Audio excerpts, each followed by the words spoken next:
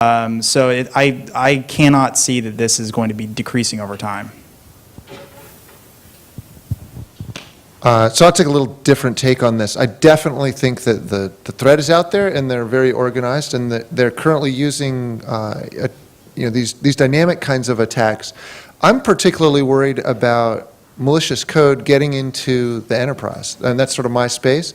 And to me, there's no better way to get into the data center of a big financial organization or an energy company than by trojaning some source code.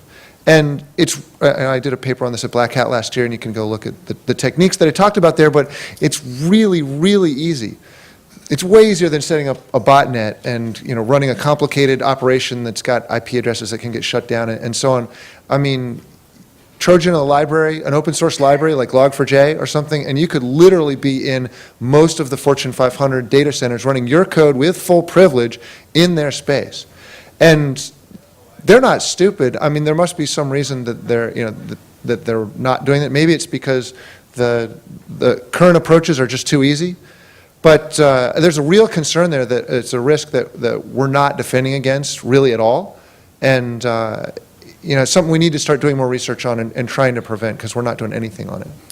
So one more disagreement there, and I don't mean to disagree too much here, but so the reason why it's actually even easier than if I am a state sponsor, I don't actually have to run the botnet per se to do what I need to do. All I need to do is say, hey, botmaster, do you have any bots at these IP ranges of Fortune 500s, of banks or control systems or whatever? Yeah, how about I pay you like 10 grand? And the botmaster's like, for a couple IPs? Sure. I'll give you double that if you want. Okay, great. So now they get all the same stuff with paying next to nothing for getting complete control, guaranteed complete control of whatever companies that they want. We haven't actually guaranteed seen this happen, but we've been told by Black Hats that this is interesting. So. Okay, great. So we have to have the obligatory cloud question. This is a 2010 panel. So one of the hot topics over the last year has been moving all the applications and services to the cloud.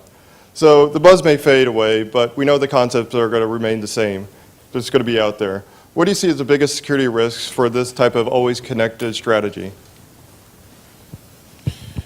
Biggest risk for cloud? I guess at the web layer, all the attacks are the same. I don't care what infrastructure you run it on. Cross-site scripting is cross-site scripting, SQL injection is SQL injection on whatever site you happen to be on. What I do notice about the cloud infrastructure is that they do actually tend to be more secure than the average website, mostly because they're outsourced, meaning this infrastructure is going to be at least as secure as the most demanding customer, which is going to be much different than, say, the average web bank or the average e-commerce retailer. What organizations are going to lose is control and visibility. If they get hacked, they're not going to go when, why, or even how. That's going to be the number one issue. We're not going to know when we got hacked. The systems are probably going to be more secure, but you're not going to know when it's not. See, I thought you were going to tell the story about asking Google how many people have access to your webmail. No. So I think that they probably are more secure. What really worries me is that I can't prove it. Because it is a third party, when my customer says, hey, come assess me, I'm like, okay, great, I'll do that. But like, but don't assess this third party. I'm like, well, but that is you. You just took all the risk and you tried to offload it to somebody else and just kind of gave me the, no, please don't do that. Attackers don't care. They will attack it they won't even know it's third party necessarily, but they'll just go ahead and attack it anyway. They don't live by these weird arbitrary rules. I would say at least half the assessments we go in on when they said, go have at it, do your worst, except for this one thing over here. And that makes it sure you'll pass compliance, or you'll get the clean bill of health, but that has absolutely nothing to do with your actual security posture. So my take on this is that moving critical business functions into the cloud and critical data into the cloud changes the risk that the company is accepting, right? They may be trying to offload some of the risk on the cloud provider. So if there's an attack that's successful, now they may point at the cloud. Instead of having to deal with that risk themselves and be responsible for that, they may think they're offloading that risk onto the cloud provider when in reality that's legally ambiguous, right? And I think that ambiguity is the problem. Because when we're not clear about who bears the risk, we don't do very well on security. So this may actually end up creating a false sense of security for the people that are writing the code, because they think, oh, the cloud provider's doing that. Like, they're more secure, I think. That nobody really has any idea, because none of this is really visible. So I think really where we ought to try to push here is to get those risks, if we try to move the risk around, we need to be really, really clear about it. And a lot of that comes from, generating visibility into the security. So we need to know publicly about all the cloud infrastructure that our applications that we're using are relying on. We need to know who writes the code, how many people manage that stuff. Are they background checked, or do they have security clearances? There's a ton of things that those providers are never going to disclose, but that's really a problem. That's that hiding I was talking about this morning. Do they use Log4j? I'm sure they do. They're probably using a ton of open source stuff to run their enterprise, and we just don't know. And that to me is the problem. I think there was an interesting statement about the sort of guess or the assumption that they probably are more secure. I would probably agree with that. But I would say that all it takes is one, sort of vulnerability exploit, one intrusion, and suddenly it's not a single company that's affected. It's everyone is using that cloud service provider, and that's potentially could be your company. So I think there's huge risk there. And so to follow on to that risk, what's interesting is there's potentially no liability for that risk. What do you get? Let's say you're using a free service even, and all your emails are stolen. What's your recourse? Right? Let's say you're using a paid service and all your data is stolen. What is your recourse? There's potentially no liability on their part. You have no recourse. That's not necessarily true. It goes down to the agreement that you signed up with the organization, what the legal contract is between you and that organization. So making a vague statement like that is a little. Okay, but so people might not have all heard that. So he was saying that it depends on the situation and what sort of contracts you signed and so on. So I had a pretty thorough conversation with a very large nonprofit. You've heard of them; they're huge, and they use cloud providers or thinking heavily about moving even more into that space. And they're like, "Well, what do you think about it?" I'm like, "Well, what happens if you get compromised?" They're like, "Well, we can get our money back." Okay, but what about all the donations that you're not going to get because people are freaked out that their information is going to be out there now? And so it's not just a direct monetization thing. There also could be a gigantic reputation hit because you can't trust that random third party. So there's a lot of non-monetary stuff there. Free press too. Yeah, no bad press, right? Well, yeah, free press. Not always free press is good press. But follow up on that, how do we prove the security of these cloud providers? Are they actively being pen tested by anybody that you know of? I personally don't know of anybody who's doing that pen testing, but I don't really think that that's the right way to generate assurance in the cloud provider. I think you want to get a real assurance case that builds up a bunch of claims and evidence to support those claims about why we should trust the cloud provider to do what they claim they do. I actually have audited a couple of cloud providers, ASP model stuff, and let's put it this way, I have never audited anything that we haven't broken into. Well, that's a scary thought, but I guess that's good for your team. To make any real progress in producing more secure applications, we're going to have better developers and testers. So how do you think the state of preparedness of the people coming into this industry? Are the schools, are they doing their job and getting everybody prepared? Or does everybody still have to go through some sort of security awareness and training after they get out of school? So I think it's absolutely critical that we prepare our students better. I don't think they're getting really very good preparation. Some schools do, but I'm really excited to announce that just yesterday the board approved my proposal to start the OWASP College Chapters program. So let me just take a second and describe this. We want to have an OWASP chapter in every school or university that has a computer science or MIS program. And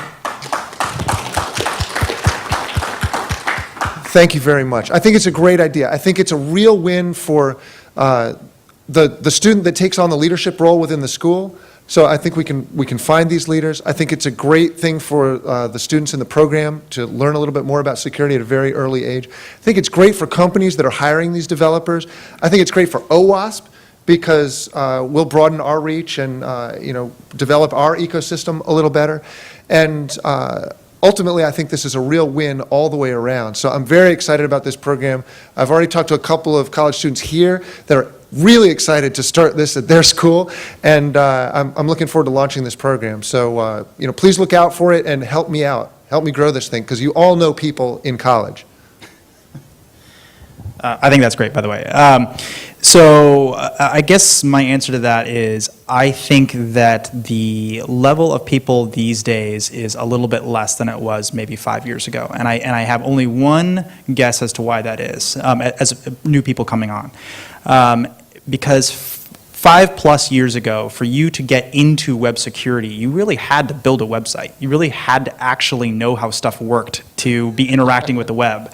And now that's not true. For you to have a website, you just kind of go to MySpace and type some stuff in and magically happens. If that reminds you a lot of Angel Fire once in the day, or you remember these things, like we all laugh about that now because it was stupid back then, but why is it cool now, right? It still is a bad idea for teaching someone the fundamentals of how complicated this stuff is. That's the only reason I can come up with, but I've told people at some SANS Institute, they're like, what would you do if you were trying to get somebody on the scene? Build a website, try to defend it, try to get it attacked, suffer an attack, recover from it, really understand how this stuff works. It's the only way you'll ever understand how it works. So developer education is an important subject, but I don't concern myself with a whole lot of time in that one. So I think it all comes down to motivation in the end. Why is a developer motivated to learn about security? Where's the carrot and the stick? If you're learning to secure code, do you make more money? If you develop vulnerable code, do you get fined or fired? Except in rare cases, neither one of those is true. The part that would push, I think, education forward, and for a developer, somebody writing software, to seek out that knowledge, they have to be motivated personally to do so. And I think that motivation stems from software security liability. I know Jeff disagrees with this in a way, but I do not like EULAs. I do not like the idea that I buy a piece of software and they get to say no warranty, no guarantee, no liability, no matter what they do. I mean, that's just really, really odd. I don't know if that happens anywhere else except a EULA.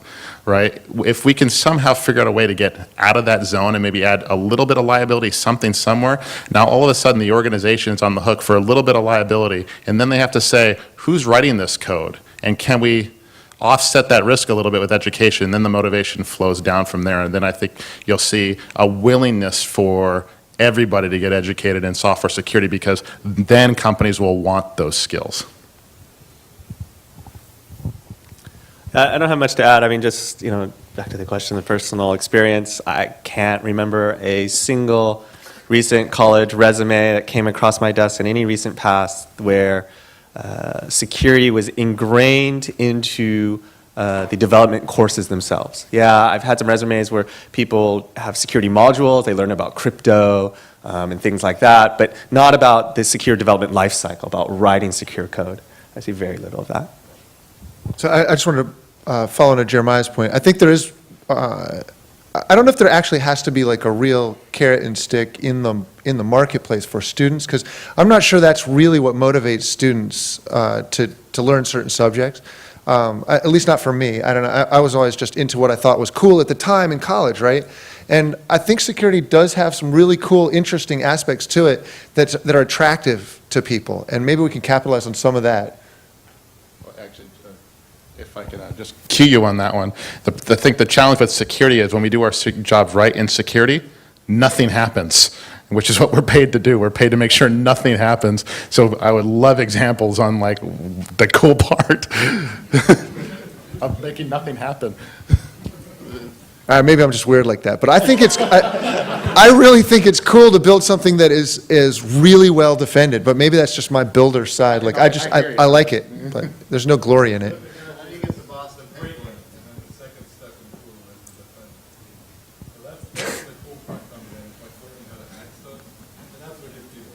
Well, so I think you're exactly right. There's something very cool about learning how to break something and then being able to defend it. And, I really do like breaking things, but, I also like to be able to defend them and understand them that way.